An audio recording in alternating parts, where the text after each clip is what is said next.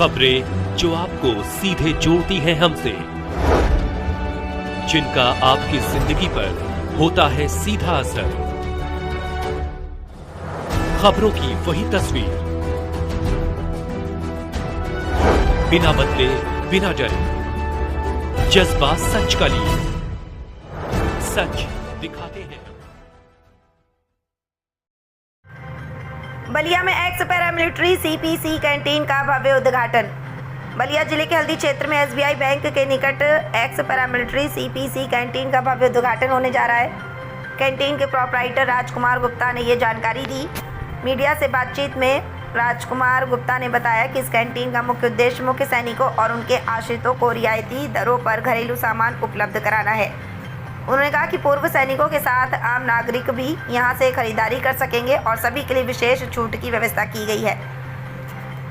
X paramilitary CPC canteen Rajkumar Gupta, हल्दी SBI bank के निकट बलिया। पूर्व सैनिकों को विशेष छूट, आम नागरिकों के लिए भी सुविधा उपलब्ध। स्थानीय लोगों ने इस पहल का स्वागत किया है। उद्घाटन की तिथि जल्द घोषित की जाएगी। बलिया से सुरेंद्र कुमार गुप्ता की रिपोर्ट।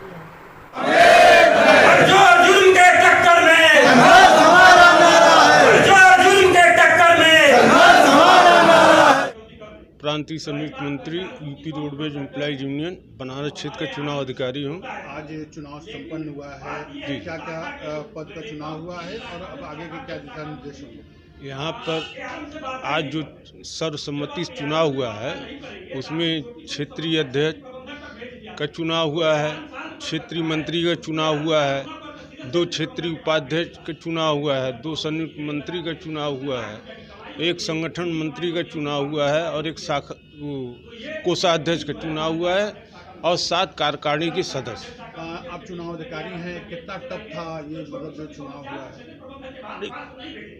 टफ तो नहीं था, इन लोगों का कार्य अच्छा रहा। हमारे पूर्व के क्षेत्रीय अध्यक्ष, क्षेत्रीय मंत्री जो पुनः निर्वाचित किए गए हैं, इन लोगों का कार्य अच्छा रहा, इसलिए कर्मचारियों ने इन लोगों को सर्वसम्मति से चुना है और किसी किस्म का विरोधाभास नहीं हुआ। इन लोगों के लिए क्या कहेंगे जो पद पर आज बैठे हैं? इन लोगों से बस यही, हम अपने नवनिर्वाचित पदाधिकारियों से यही उम्मीद करता हूँ, कर्मचारियों की समस्याओं को सुने और उच्च अधिकारियों से उस समस्याओं का समाधान कराएं। बस। क्षेत्रीय मंत्री UP roadways employees union Varanasi क्षेत्र। यहाँ पे किस तरह का प्रोग्राम किया? ये हमारा आज क्षेत्र का चुनाव है, हर साल होता है। आज उसी कड़ी में 10 मई 2026 को रोडवेज बनारस का जो है चुनाव हो रहा है।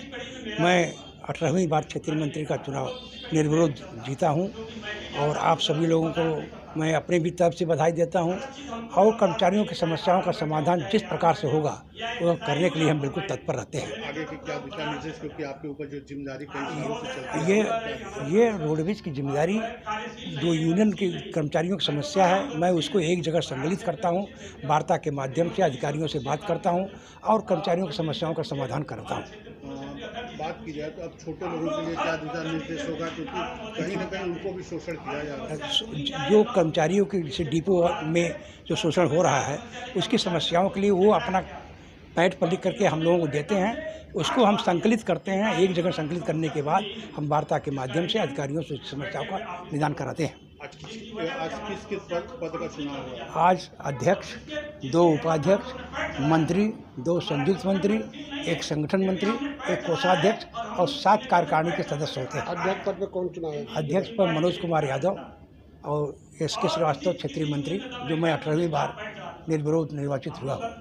यूनियन के सदस्य के लिए अब दिशा निर्देश जो तय होगा वो आगे कितना कारगर साबित होगा? भाई उसके लिए हम अपनी एक मीटिंग बुलाएंगे, कर्मचारियों की समस्याओं को सुनेंगे और सारी बता दिए सारी बातों को रख करके हम निश्चित तौर पर उनकी समस्याओं का समाधान कराएंगे। जो भी उनकी समस्या होगा उसका समाधान जरूर कराएंगे।